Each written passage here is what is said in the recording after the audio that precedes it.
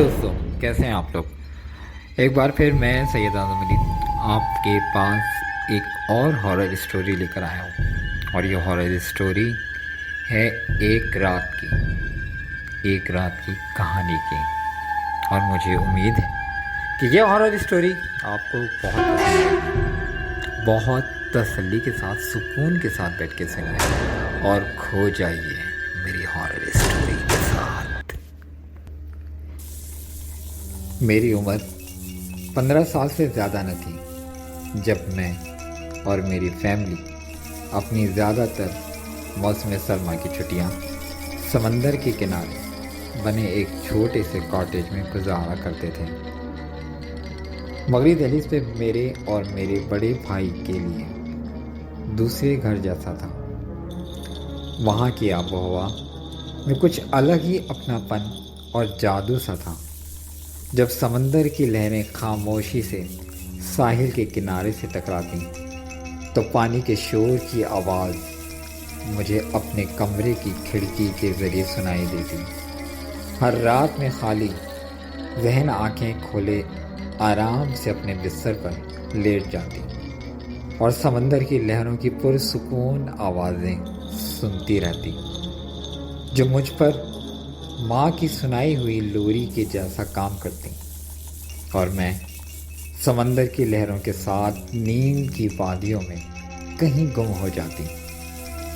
हम दोनों बहन भाई अपना ज़्यादातर वक्त समंदर के किनारे साहिल की रेत पर खेलते हुए गुजारते, जो काफ़ी वसी रकबे तक फैला होता था। समंदर के शफाफ पानी के ऊपर डूबते सूरज का वो दिलफरेब मंजर इस कदर सहज़दा होता कि काफ़ी देर इसके सहर में जकड़ी रहती थी। इन लम्हात में मेरे दिल में शदीद ख्वाहिश जागती थी कि काश मैं भी किसी जल परी से मिल सकूं, या फिर किसी पानी के घोड़े को ही कब दरिया पर तैरते हुए देख सकूं। जब मैं अपनी इन ख्वाहिशात का जिक्र अपने भाई से करती तो वो हंसकर मेरे ख्यालात को ख्याली करार दे देता और मैं इसके ऐसा कहने पर चुप सादा रह जाती थी। वो दिन भी बाकी दिनों की तरह एक आम सा दिन था। मैं और मेरा भाई समंदर के किनारे रेत पर खेल रहे थे जब ही मैंने पानी पर किसी चीज़ से ठोकर खाकर लड़खड़ा गई। वो मुश्किल समझने के बाद जब मैंने इस जानिब देखा जहाँ से मुझे ठोकर लगी थी, तो किसी चीज़ को रेत के अंदर चमकते हुए पाया। उस पर समंदर की लहरें आ जा रही थीं। मैं उसके करीब पहुंची तो वो चीज़ सूरज की किरणों में पहले से ही बहुत ज़्यादा जगमगाने लगी। समंदर की आवारा मौजें बार बार साहिल के किनारे आकर रेत को चुम रही थीं। जैसे ही लहरों ने वापसी का रुख किया तो मैंने जल्दी से आगे बढ़कर पदरे झुककर ठंडे पानी में हाथ डालकर उस चीज़ को गीली रेत के अंदर से निकाल लिया और अपने हाथ में उसे मजबूती से थाम कर गौर से देखने लगी। ये एक निहायत खूबसूरत चमकता दमकता सेब था, जिसकी टिमटिमाहट इस मज़ीद दिलकश बना रही थी। शायद ये सेब किसी जल परी के हार का है। ये ख्याल यूं ही अचानक से मेरे जहन में आ गया, क्योंकि सेब के इस कदकाल निहायत कदीम तर्ज के थे और ऐसा सेब मैंने ज़िंदगी में इससे पहले कभी नहीं देखा था। मैं अभी गौर से इस दिलकश सेब को उलट पलट कर देख रही थी, जब ही मेरी समातों से मेरे भाई की आवाज़ सुनाई।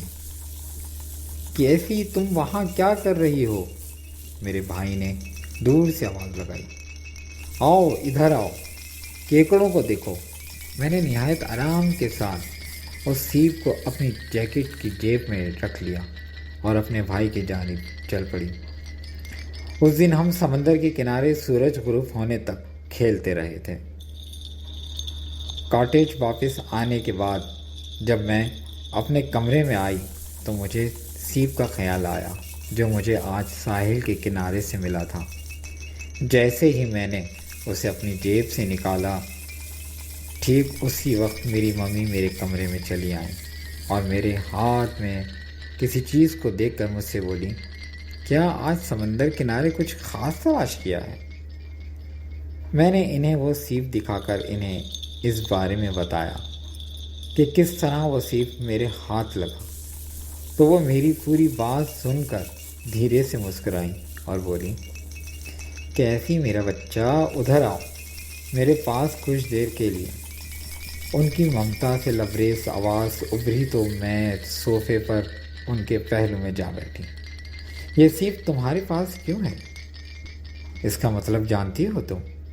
ممی نے پیار سے میری طرف دیکھ کر پوچھا، مگر میں جواباً انہیں سوالیہ نگاہوں سے دیکھتی رہی۔